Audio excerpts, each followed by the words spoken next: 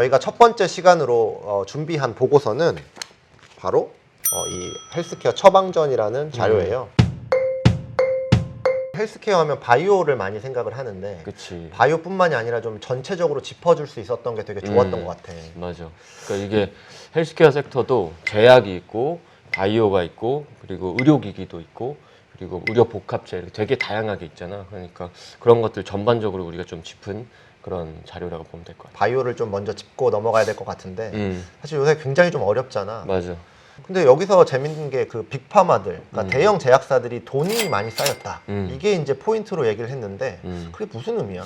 가장 이 시장을 주도하는 업체들이 빅파마잖아.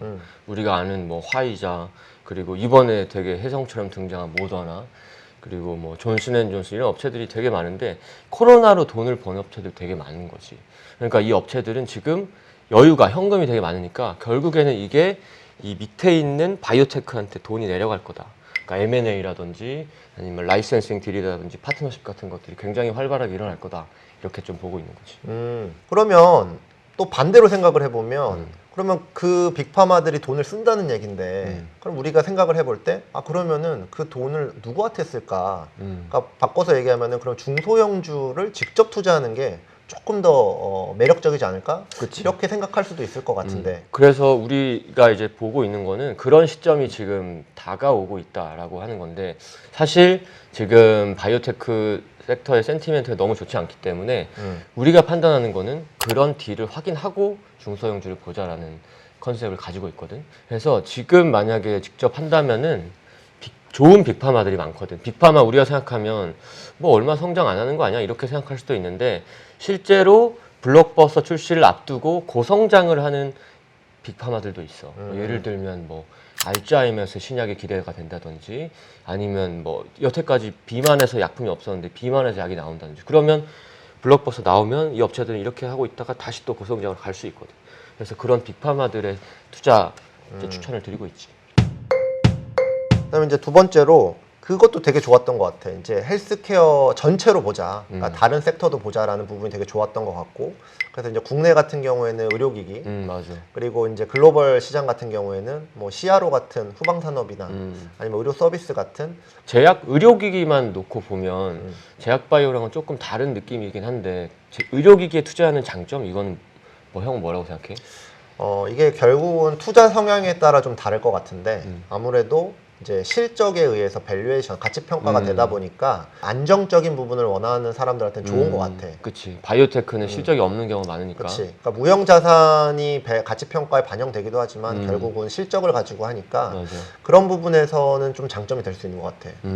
그래서 오히려 지금처럼 좀 변동성이 클 때는 그 부분이 더 장점이 되는 것 같고. 그래서 우리가 얘기한 것도 제약바이오 산업이 좀 변동성이 클 때는 실적 위주의 의료기기를 좀 주목해서 보자 이렇게 또 봤었고 바이오테크 산업이 사실 수치로만 보면 전혀 망가지지 않았거든. 계속 돈이 들어오고 R&D도 계속 투자가 되는데 그런 측면에서 보자면 바이오테크 산업을 지원해주는 후방 산업을 투자하는 것도 되게 좋은 방법인 것 같아. 그게 이제 예를 들면 뭐 CRO나 CDMO 뭐 이런 측면이 있을 것 같은데 그리고 의료 서비스, 그러니까 의료 산업 자체에 투자할 수 있는 의료 복합체에 투자하는 것도 굉장히 좋은 방법인 것 같아요. 맞아. 굉장히 헬스케어가 범위가 넓다는 부분을 짚어준 게 정말 좋았던 포인트인 것 같아.